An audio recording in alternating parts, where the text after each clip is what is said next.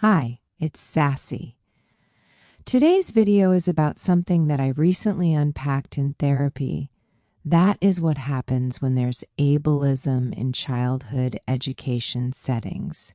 For me, growing up with a physical disability presents a unique set of challenges, particularly in an educational environment that often prioritizes traditional measures of intelligence and achievement.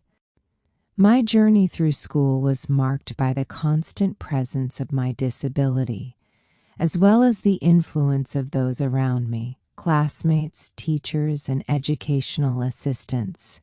While I achieved good grades with the physical support of my educational assistants, I often felt the weight of expectations that I was not fully equipped to meet on my own.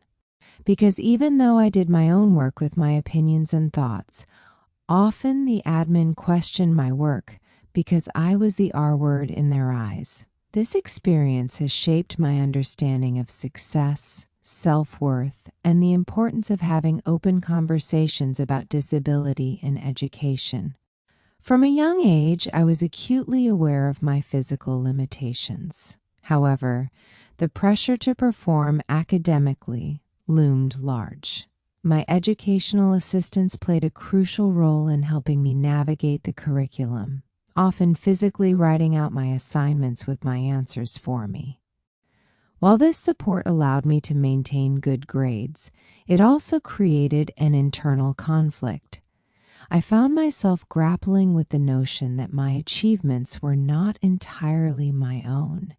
The pressure to uphold a standard of excellence weighed heavily on me, leading to feelings of inadequacy when I compared myself to my peers. Let's be real, seeing everyone else breeze through assignments while I had to rely on help felt like a recipe for imposter syndrome. As I transitioned to university, I continued to feel the echoes of that pressure.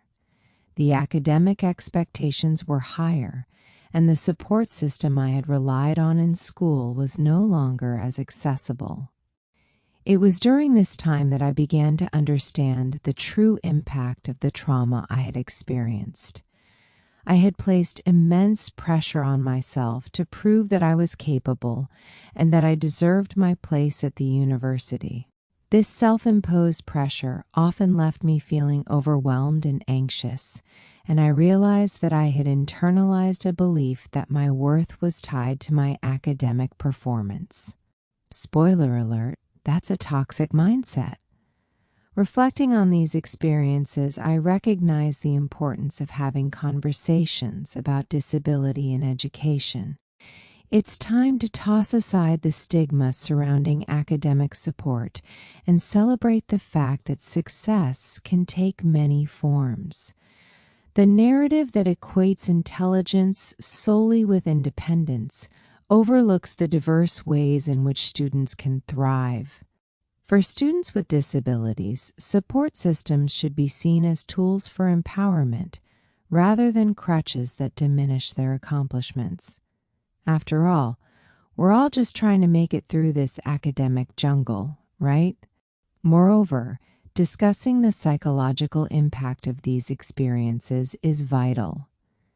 Many individuals with disabilities may feel societal pressure to conform to a narrow definition of success, leading to anxiety, stress, and self-doubt. By fostering a culture of openness, we can create an environment where students feel safe to express their struggles and seek help without fear of judgment. This shift in perspective not only benefits students with disabilities, but enriches the entire educational community. Let's face it, supporting one another isn't just a nice idea, it's a necessity. When we have conversations about our challenges and triumphs, we create a support network that acknowledges our unique journeys. It's about time we dismantle the idea that asking for help is a sign of weakness. Spoiler alert, it's actually a sign of strength and self-awareness. We're not just surviving, we're thriving in our own fabulous ways. As I continue my journey through university, I'm learning to embrace my experiences, both the good and the challenging. I'm realizing that my value isn't measured solely by my grades or my ability to tackle assignments independently. It's about resilience, growth, and the courage to advocate for myself and others. I've learned that it's okay to take a step back, breathe, and recognize that I'm doing the best I can with the resources available to me. It's essential to have these conversations about disability in education, not just for ourselves, but for future generations. By normalizing discussions around support, we can create a more inclusive and understanding educational landscape. So, let's turn up the volume on this conversation and ensure that everyone, regardless of their abilities, feels valued, supported, and empowered to pursue their dreams. After all, we're all in this together, and together we can redefine what success truly means. Now, who's ready to break down some barriers and shake things up? Let's do this. Let me know what you think in the comments below. Until next time, bye.